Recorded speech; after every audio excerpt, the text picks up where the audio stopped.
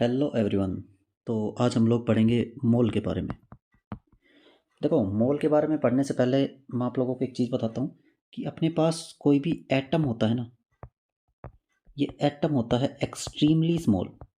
मतलब एटम इतना ज़्यादा छोटा पार्टिकल होता है कि इसको अपन नेकेड आई से देख ही नहीं पाते। नेकेड आई तो छोड़िए, आप अपनी ये मान लो आप माइक्रोस्कोप से भी नहीं देख पाते। एक एटम को देखने के लिए एक हाईली पावरफुल माइक्रोस्कोप चाहिए होता है। तो देखो, अगर अपन एटम को देख ही नहीं पा रहे तो एक बात क्लियर है कि एटम को काउंट करना अपने लिए पॉसिबल ही नहीं है।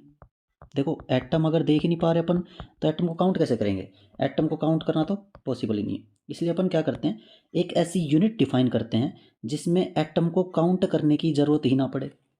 देखो, इसका मतलब क्या हुआ? अगर मैं बोलूँ अपने पास किसी भी चीज़ का 1 डज़न है तो इसके अंदर नंबर जो होता है ना, वो फिक्स हो जाता है। कैसे? 1 डज़न का मतलब 12 आइटम्स। किसी भी चीज़ का 1 डज़न अपने पास है तो इसमें हमेशा 12 आइटम्स होंगे। सीधी सी बात है, अपने को गिनने की ज़रूरत ही नहीं है। अगर मैं बोलूँ कि 1 डज़न बनाना है तो मतलब 12 बनाना है। 1 डज़न एप्पल है मतलब 12 एप्पल्स हैं। मास उनका अलग हो सकता है, 12 एप्पल्स का मास अलग होगा, 12 बनाना का मास अलग होगा। लेकिन अपन ये बोल सकते हैं कि 1 डज़न में नंबर जो है ना, नंबर वो फिक्स हो चुका है। अब देखो, अगर ऐसी ही कोई यूनिट अपन बना दें, डजन जैसी यूनिट, जिसमें एटम जो है ना उसको अपने को गिनना ना पड़े, तो देखो एटम तो बहुत ही छोटे पार्टिकल है। छोटे पार्टिकल के लिए क्या होगा, एक ऐसी यूनिट डिफाइन करनी पड़ेगी जिसमें एटम्स बहुत ही ज़्यादा अमाउंट में आएंगे। क्योंकि अगर थोड़े बहुत एटम आएंगे तो ना के बराबर आएंगे, उनको तो नेग्लिजिबल बोलेंगे अपन। इसलिए अपन ने क्या किया, एटम को डिफाइन करने के लिए एटम को मेज़र ना करना पड़े, मतलब काउंट ना करना पड़े, इसलिए अपन ने क्या डिफाइन किया, मोल को डिफाइन किया। अब देखो, मोल का मतलब क्या है। मोल जो होता है ना, इसके लिए अपन कार्बन को मानते हैं रेफरेंस। कार्बन को मानते हैं रेफरेंस। रेफरेंस का मतलब क्या हुआ कि जो भी अपने को नंबर ऑफ पार्टिकल्स निकालने हैं, एक मोल में कितने होंगे, जो भी करना है, वो सब कुछ अपन कार्बन के बेस पे करेंगे। और कार्बन में भी स्पेसिफिकली अपन बात करें तो कार्बन 12 के बारे में बात करेंगे। कार्बन 12 जो आइसोटोप होता है कार्बन का, उसके हिसाब से ही सब कुछ करेंगे अपन, उसी को रेफरेंस मान के, और फिर अपन मोल को डिफाइन करेंगे। तो देखो, ये अपन ने बताया, साइंटिस्ट ने बताया, मतलब अपन ने तो क्या बताया कि 1 मोल जो होता है उसमें एन पार्टिकल्स होते हैं। अब देखो, ये जो पार्टिकल्स है ना, ये ही सारा खेल है कि ये जो पार्टिकल्स हैं, ये कौन से पार्टिकल्स की बात कर रहे हैं अपन। मतलब पार्टिकल्स जो होते हैं वो तो एटम्स भी हो सकते हैं, मॉलिक्यूल्स भी हो सकते हैं, आयंस भी हो सकते हैं, इलेक्ट्रॉन्स भी हो सकते हैं। इलेक्ट्रॉन की जगह प्रोटॉन, न्यूट्रॉन, कुछ भी आ सकता है। मतलब ये जितने भी पार्टिकल्स अपने लिखे हैं, atoms, molecules, ions, electrons, protons या फिर न्यूट्रॉन्स, इनमें से कोई भी पार्टिकल जो होता है वो सभी एन पार्टिकल्स होंगे उसके 1 मोल के अंदर। ये कब पता चलेगा कि कब एटम लेना है, कब मॉलिक्यूल लेना है और कब बाकी चीज़ें लेनी है, उसको देखने के लिए अपन क्या करेंगे। अगर अपने पास है 1 मोल ऑफ कार्बन। देखो, कार्बन जो होता है ना, कार्बन एटम है। कार्बन जो होता है वो एटम होता है, और अगर कार्बन एटम है इसका मतलब 1 मोल कार्बन के अंदर एन एटम्स ऑफ कार्बन आएंगे। देखो, सारा खेल यहीं का है बस, कि कब एटम लेना है और कब मॉलिक्यूल। ये समझ में आ गया तो मोल के ज़्यादातर डाउट जो है वो आपके क्लियर हो जाएंगे इसी बात पे। तो 1 मोल ऑफ कार्बन में एन एटम्स ऑफ कार्बन होते हैं। लेकिन अगर मेरे पास होता 1 मोल ऑफ H2O, पानी का 1 मोल, तो उसमें अपन बोल लेंगे एन मॉलिक्यूल्स ऑफ H2O हो जाएगा अपने पास। अब ये क्या हुआ, यहाँ पे H2O का मोलिक्यूल क्यों आया? क्योंकि देखो, H2O के अंदर हाइड्रोजन और ऑक्सीजन 2 एटम आ गए, मतलब एक से ज़्यादा एटम जब प्रेजेंट होते हैं तो उसको बोलते हैं मोलिक्यूल। तो मोलिक्यूल के 1 मोल में एन मोलिक्यूल्स होंगे, एटम नहीं बोलेंगे फिर उसको अपन। समझ गए? अगर अपने पास होता 1 मोल ऑफ Na+, देखो Na+ जो होता है वो तो क्या होता है, Na+ एक आयन है। इसका मतलब अगर अपने पास 1 मोल Na+ है, इसका मतलब Na आयंस ऑफ Na+ है अपने पास। सोडियम प्लस के Na आयंस प्रेजेंट है। यहीं अगर अपने पास होता 1 मोल ऑफ इलेक्ट्रॉन या फिर प्रोटॉन, न्यूट्रॉन, कुछ भी हो सकता है, तो उसके अंदर Na इलेक्ट्रॉन्स प्रेजेंट होंगे। देखो, सिंपल सी चीज़ मैं आपको ये बता देता हूँ कि Na जो होता है ना, Na को अपन बोलते हैं एवोगैड्रोज नंबर। एवोगैड्रोज नंबर, इसी को अपन Na से डिनोट करते हैं। और इसकी जो वैल्यू होती है, Na की जो वैल्यू होती है, ये वैल्यू होती है 6.022 इंटू 10⁻23। ये जो होती है ये एवोगैड्रोज नंबर की वैल्यू होती है, मतलब Na की वैल्यू होती है ये, ठीक है। तो इस वैल्यू को अपन ध्यान रखेंगे क्योंकि ये वैल्यू जो है ना यही काम आएगी अपने क्वेश्चंस के अंदर। अब देखिए अपन एग्जाम्पल देखते हैं। अगर मान लो अपने पास फर्स्ट एग्जाम्पल है, देखो फर्स्ट एग्जाम्पल, अगर अपने पास है 10 मोल ऑफ कार्बन और इसके अंदर वो पूछे कि नंबर ऑफ एटम्स बताओ, तो क्या करेंगे? तो देखो कुछ नहीं करना है, अपने को फॉर्मूला पता है क्या, कि 1 mole of carbon contains Na atoms of carbon, ये तो अपने को पता ही है। अगर 1 मोल कार्बन एटम में Na एटम्स ऑफ कार्बन है तो बताओ 10 मोल कार्बन में कितने हो जाएंगे? सिंपल यूनिटरी मेथड है कि एक पेन 10 रुपये का तो 50 पेन कितने कहेंगे, कोई बता देगा, बच्चा बता देगा। तो 1 मोल में Na एटम्स मतलब 10 मोल में 10 Na एटम्स आ गए कार्बन के। मतलब अगर अपने को फॉर्मूला पता है, कौन सा फॉर्मूला जी? ये वाला फॉर्मूला। कहाँ है फॉर्मूला? देखो ये रहा, दिख गया क्या? ये रहा। अगर ये फॉर्मूला पता है तो सिंपल सी बात है, अपन मोल और नंबर ऑफ पार्टिकल्स की क्वेश्चन गलत नहीं कर सकते। अब देखो अगर अपने पास कार्बन एटम था, एटम के मोल दे रखे हैं और एटम ही पूछा है तो कोई दिक्कत नहीं है, 1 मोल में Na एटम से हो जाएंगे डायरेक्ट। लेकिन अगर अपने से पूछा गया ये कि 10 मोल ऑफ CH4 है, इसमें बताओ नंबर ऑफ हाइड्रोजन एटम्स। अब देखो मेन चीज़ जो इस क्वेश्चन में ना वो ये है कि अपने को उसने दे रखा है मॉलिक्यूल, ये देखो CH4, ये तो मॉलिक्यूल है, लेकिन पूछ लिया उसने अपने से हाइड्रोजन एटम्स। तो अपन क्या करेंगे, सबसे पहली चीज़ फॉर्मूला लिखेंगे 1 मोल ऑफ CH4, इसमें Na मॉलिक्यूल्स होंगे। देखो फिर से वही बता रहा हूँ कि मॉलिक्यूल्स क्यों होंगे, क्योंकि CH4 खुद एक मॉलिक्यूल है। तो 1 मोल CH4 के अंदर Na मॉलिक्यूल्स होंगे CH4 के, ठीक है।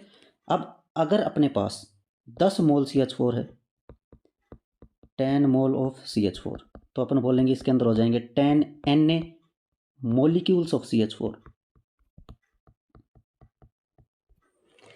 1 मोल के अंदर Na मॉलिक्यूल्स हैं तो 10 मोल्स के अंदर 10 Na मॉलिक्यूल्स हो जाएंगे CH4 के। लेकिन अपने को मॉलिक्यूल्स तो निकालने नहीं थे, अपने को तो क्या निकालना था, नंबर ऑफ हाइड्रोजन एटम्स। तो अपन क्या करेंगे, अब देखो 1 मॉलिक्यूल ऑफ CH4, इसमें होते हैं 4 एटम्स ऑफ हाइड्रोजन। ये कैसे पता चला जी आपको? ये देखो CH4, एक मॉलिक्यूल के अंदर 4 हाइड्रोजन एटम्स हैं, दिख ही रहा है। तो एक मॉलिक्यूल ऑफ CH4 में 4 हाइड्रोजन एटम्स हैं, इसका मतलब 1 molecule of CH4 contains 4 atoms of hydrogen. ये पता चल गया कि CH4 के एक मॉलिक्यूल में 4 एटम्स ऑफ हाइड्रोजन प्रेजेंट है। अब अगर अपने पास मॉलिक्यूल्स कितने थे, ये रहे 10 Na मॉलिक्यूल्स ऑफ CH4, तो इसमें कितने हो जाएंगे जी, 10 Na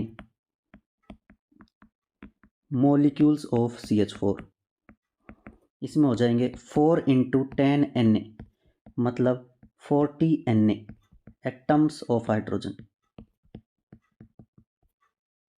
देखो सबसे पहली चीज़ ये है कि अपने को मॉलिक्यूल दे रखा था, मॉलिक्यूल के नंबर ऑफ मोल्स दे रखे थे, तो अपने को मॉलिक्यूल ही निकालना पड़ेगा पहले। और जब मॉलिक्यूल्स आ जाएंगे तो मॉलिक्यूल से अपन क्या करेंगे, फिर नंबर ऑफ एटम्स कैलकुलेट कर देंगे। अब अगर अपन सिंपल सा जुगाड़ लगाएं, जुगाड़ का मतलब मेथड सेकंड, देखो सिंपल जुगाड़ बताता हूँ। अगर अपने पास 1 मोल ऑफ CH4 था, अगर अपने पास था 1 मोल ऑफ CH4, मैंने सिंपल सा बोला कि इसमें Na molecules of CH4 present होंगे, ये बात तो आप मान ही लोगे मेरी। 1 मोल ऑफ CH4 में Na मॉलिक्यूल्स होंगे CH4 के। अगर मैं एक सिंपल सी चीज़ बोलूँ कि CH4 के एक मॉलिक्यूल के अंदर 4 एटम होते हैं हाइड्रोजन के, देखो सिंपल चीज़ बिल्कुल क्लियर भाषा में समझ लो, 1 मॉलिक्यूल ऑफ CH4, इसके अंदर प्रेजेंट हैं 4 एटम्स ऑफ हाइड्रोजन। एक मॉलिक्यूल में 4 एटम हैं, तो एन में कितने हो जाएंगे, 4 एन। सिंपल। एक में 4 प्रेजेंट है तो एन में कितने होंगे, 4 एन। मतलब अपन ये लिख सकते हैं कि अपने पास एन मोलिक्यूल्स ऑफ CH4 में 4 एन एटम्स ऑफ हाइड्रोजन हो जाएंगे। देखो अगर ये चीज़ समझ गए ना तो बहुत सारे क्वेश्चंस जो होंगे ना वो बहुत ही कम टाइम समय पे आप अटेम्प्ट कर पाओगे। मतलब बहुत ज़्यादा टाइम नहीं लगेगा किसी क्वेश्चन में, क्योंकि देखो इतना बड़ा क्वेश्चन करोगे अगर आप यहाँ से यहाँ तक, इसकी बजाय मेथड सेकंड लगाओगे। अगर समझ में आ गया तो लगाना, को नहीं वरना कोई दिक्कत नहीं, आप ऊपर वाला भी लगा सकते हो, कोई दिक्कत वाली बात नहीं है। तो देखो 1 मोल CH4 में 4 एन एटम्स ऑफ हाइड्रोजन हो गए, लेकिन अपने को दे रखा था 10 मोल ऑफ CH4।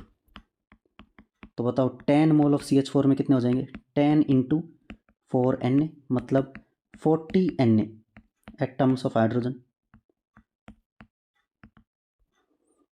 यही 40 एन एटम्स ऑफ हाइड्रोजन यहाँ पे आया है और यही यहाँ पे आया था। मतलब दोनों मेथड ही सही है। एक में अपन ने क्या किया, पहले अपन ने मोल से क्या निकाला, पहले अपन ने मोल से निकाला नंबर ऑफ मोलिक्यूल्स।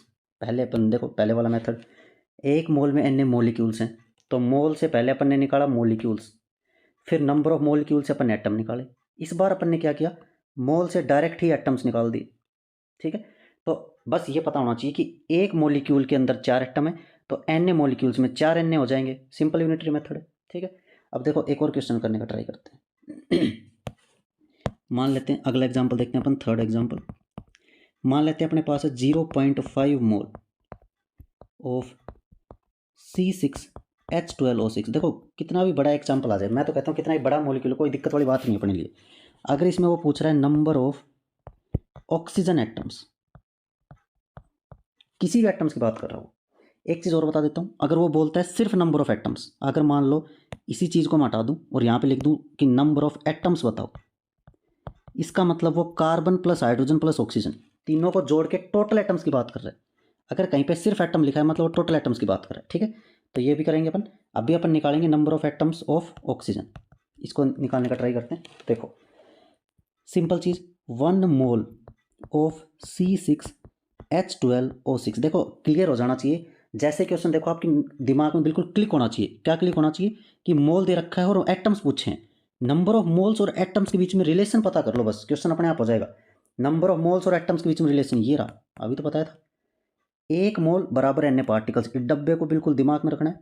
तो 1 मोल में एन पार्टिकल्स हैं, मतलब 1 मोल C6H12O6 के अंदर होंगे एन मोलिक्यूल्स ऑफ C6H12O6। अब देखो एक मोलिक्यूल के अंदर कितने ऑक्सीजन एटम है, 6, तो एन में कितने हो जाएंगे, 6 एन एटम्स ऑफ ऑक्सीजन। देखो जैसे आपको ये समझ में आने लग जाए ना, आप ये वाला जो स्टेप है ना, ये वाला स्टेप, इसकी जगह डायरेक्ट लिख सकते हो कि 1 मोल के अंदर 6 एन एटम्स प्रेजेंट होंगे। ये लिखने की ज़रूरत ही नहीं है, लेकिन शुरू शुरू में क्या करना है, ये लिखना है, उसके बाद ये चीज़ लिखनी है। जैसे प्रैक्टिस हो जाए इससे डायरेक्ट ये लिखना, कोई दिक्कत वाली बात नहीं है। ठीक है, तो 1 मोल में इतने एटम्स हैं तो 0.5 मोल में कितने हो जाएंगे ऑफ C6H12O6। अब तो जी ये बच्चों वाला सवाल बन गया। देखो कैसे, 0.5 इंटू 6 एन कितना आएगा, 3 एन एटम्स ऑफ ऑक्सीजन। तो ये जो है ना ये अपने पास आ चुका है। 0.5 मोल के अंदर कितने एटम्स आए, 3 एन एटम्स। तो मेथड 2 से किया है मैंने, आप फर्स्ट से भी कर सकते हो, कोई दिक्कत वाली बात नहीं है कि 1 मोल में इतने मॉलिक्यूल्स थे, फिर 0.5 में निकालते अपन, इसको 0.5 से मल्टीप्लाई कर देते, फिर 1 मॉलिक्यूल में कितने थे उसको 0.5 से जितने आते उससे मल्टीप्लाई कर देते। मतलब मेथड 1 से भी चल सकते हो, कोई बड़ी बात नहीं है। ठीक है, अब एक और क्वेश्चन करेंगे सिंपल बिल्कुल। अगर अपने पास है मान लो 2.5 मोल ऑफ C6H6, इसमें वो अपने से पूछता है सिर्फ नंबर ऑफ एटम्स।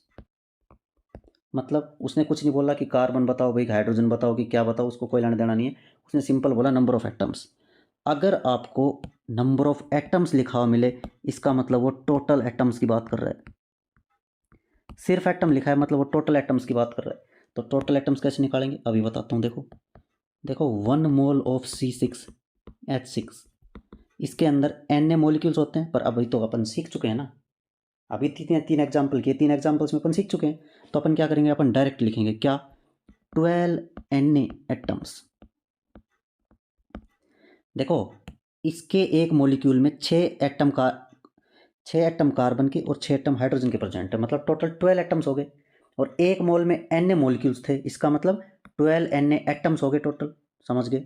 अब क्या करेंगे, 2.5 मोल ऑफ C6H6 में कितने हो जाएंगे, 2.5 इंटू 12 Na, मतलब इसका डायरेक्ट अपन क्या बोल सकते हैं, कितना आ जाएगा, इसको मल्टीप्लाई कर सकते हो। देखो मल्टीप्लाई करने के लिए ज़रूरी नहीं अपन हर बार ये करें, क्या करें कि हर बार अपन ऐसे लिखें 12 इंटू 2.5 फिर मल्टीप्लाई करो, ये सब करने की ज़रूरत नहीं है। अपन डायरेक्ट बोल सकते हैं कि देखो ये भाई साहब 12 इंटू 2.5 है, इसका मतलब क्या हुआ कि 12 इंटू 2.5 को आप कैसे मल्टीप्लाई कर सकते हो। देखो है सिंपल चीज़, इसलिए बता रहा हूँ क्योंकि बहुत ज़्यादा काम आती है अपने।